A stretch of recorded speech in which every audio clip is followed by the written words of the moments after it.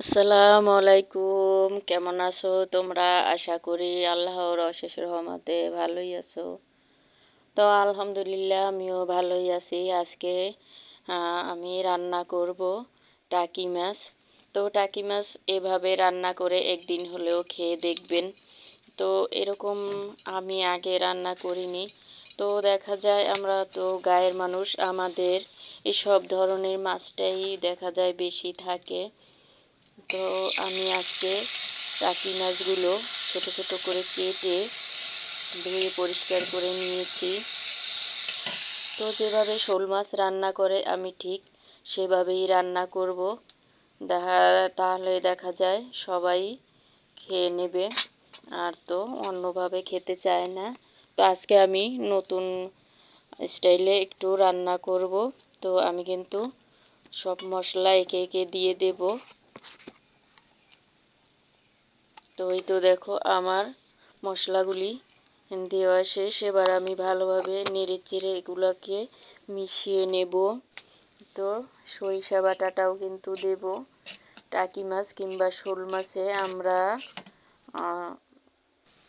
সরিষা বাটাটা খেয়ে থাকি।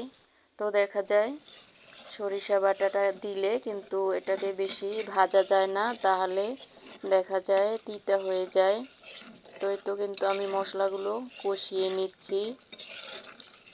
আজকে আমার একদমই ভয়েস দিতে মন চাচ্ছে না, তারপরও কি আর করার, ভয়েস দিতেই হবে। তো তোমরা প্লিজ একটু ক্ষমা সুন্দর দৃষ্টিতে দেখো। এই তো দেখো আমি মাছগুলো কিন্তু এবার দিয়ে দিয়েছি। এবার আমি মাছগুলোকে ভালোভাবে নেড়েচেড়ে কষিয়ে নেব।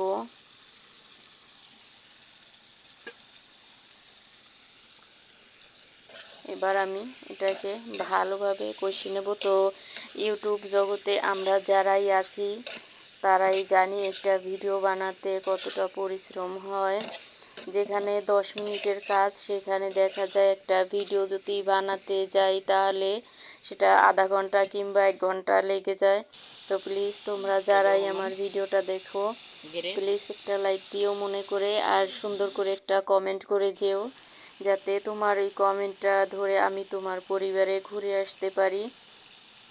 তো আমি কিন্তু এখনও মশলাটাকে কষিয়ে নিচ্ছি। মাছগুলোকে ভালোভাবে যদি আমি কষিয়ে নিই, যেহেতু আমি মাছগুলো ভাজিনি, তো এর জন্য আমি মাছগুলোকে কিন্তু একটু বেশি সময় নিয়ে মাছগুলোকে কষিয়ে নিয়েছি। এটা কিন্তু বেশি নাড়াচাড়া করা যাবে না, তাহলে দেখা যাবে ভেঙে যাবে। তো যেই কড়াইটা তোমাদের তেলে লেগে থাকবে না সেই কড়াইতেই কিন্তু রান্না করো। অন্য কড়াইতে রান্না করলে দেখা যায় মাছগুলো ভেঙে যাবে। তো আমার এই কড়াইটা কিন্তু ফ্রাই প্যান ছিল, ফ্রাই প্যানের যে ডান্ডি ছিল সেটা ভেঙে গেছে। তো তারপর আর কি আর করার, তারপরও কিন্তু আমি এটাকে ফেলে দিইনি। এটা অনেক ভালোভাবে আমি মাছ ভাজতে পারি, তো আমার কোনো সমস্যা হয় না। যাই ভাজি না কেন খুব ভালোভাবেই আমার এই কড়াইটা থেকে উঠে যায়। তো এবার আমি ধনিয়া শাক দিয়ে দেব। এটাকেও আমি একটু সময় ধরে কষিয়ে নেব।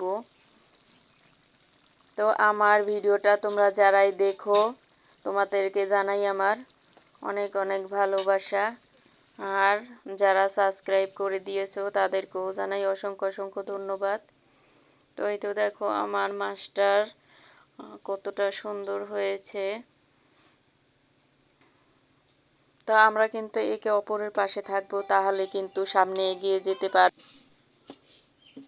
এই তো দেখো মাছগুলো খেতেও কিন্তু অসাধারণ লেগেছে। তো এভাবে একদিন হলেও ট্রাই করে দেখো, খেতে কিন্তু অসাধারণ লেগেছে। তো আজকের ভিডিও আমি এখানেই শেষ করব। সবাই ভালো থেকো, সবাই সবার পাশে থাকবো, তাহলে কিন্তু সামনে এগিয়ে যেতে পারবো। আল্লাহ হাফেজ। আসসালামু আলাইকুম রহমতুল্লাহি ওয়া বারাকাতুহু।